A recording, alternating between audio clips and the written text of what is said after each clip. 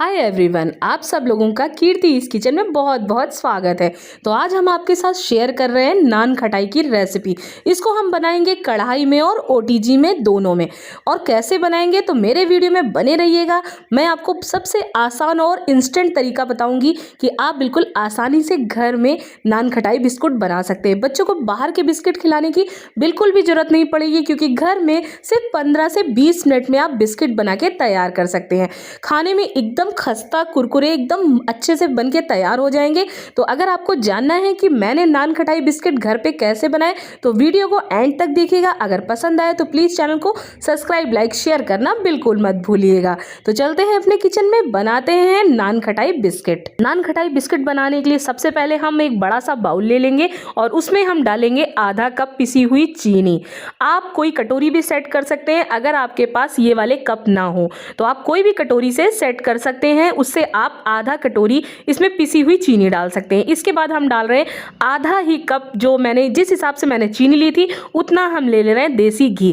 घी को हमने मेल्ट कर लिया है, पर ये एकदम ठंडा है, बहुत ज़्यादा गर्म नहीं है। आपको बहुत ज़्यादा गर्म घी नहीं यूज़ करना है, एकदम रूम टेम्परेचर के हिसाब से घी लेना है। इसके बाद घी लेने के बाद हमने इस तरीके का एक मिक्सर ले लिया है। आपके पास अगर ये ना हो तो आप कोई भी बीटर ले सकते हैं या फिर कोई स्पून ले लीजिएगा। उसकी मदद से इस तरीके से आपको फेंटना है। फेंटना कितनी देर है? जब तक ये टेक्सचर एकदम क्रीमी ना हो जाए तब तक इसको हमें फेंटना है।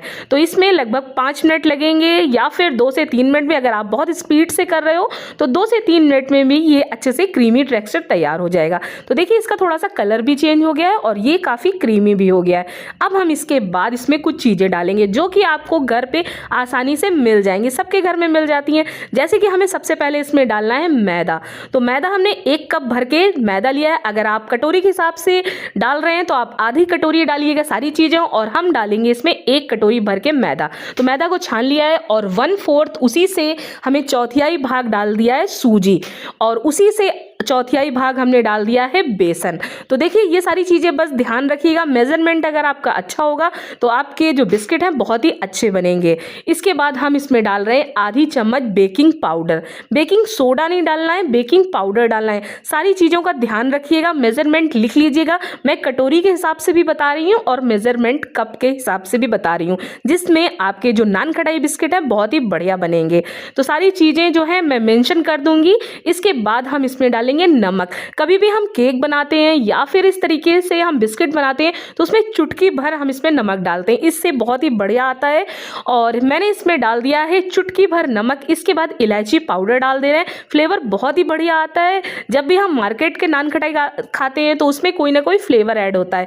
अगर आपको ये फ्लेवर अच्छा लगता है तो ये ऐड कीजिएगा, नहीं तो इसकी बजाय आप इसमें वनीला एसेंस भी डाल सकते हैं। तो देखिए हमने ये सारी चीज़ें डालने के बाद हम ओवन में बनाएंगे बिस्किट और कढ़ाई में भी बनाना बताएंगे। तो उसके लिए सबसे पहले हमें ओवन को प्री हीट करने के लिए लगा देना है। तो देखिए मैं सारी चीज़ें इसीलिए पास से दिखा रही हूँ कि मैं 180 डिग्री पे इसको 10 मिनट के लिए प्री हीट होने के लिए छोड़ दूंगी। तो देखिए हमने 180 डिग्री पे छोड़ दिया है इसको 10 मिनट के लिए। जब तक ये अच्छे से प्री हीट हो रहा है तब तक हम बिस्किट का डो तैयार कर लेते हैं। तो मैंने सारी चीज़ें इसमें डाल दी है।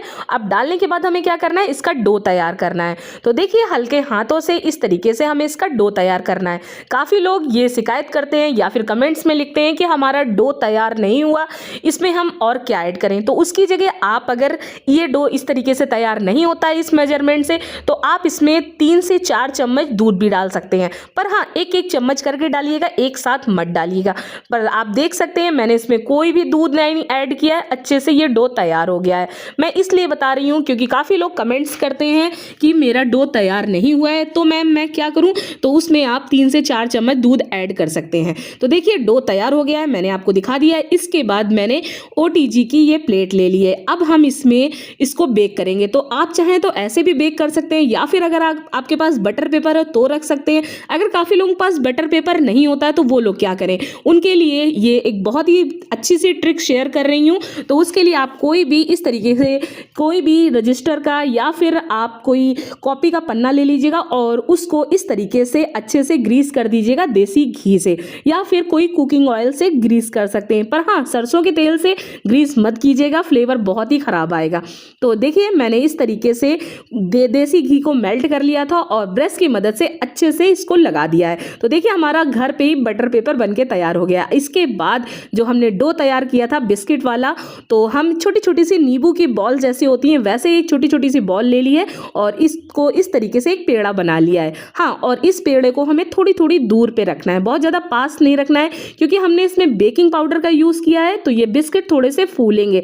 तो अगर आप पास पास में रख देंगे तो ये बिस्किट फूल के एक साथ चिपक जाएंगे।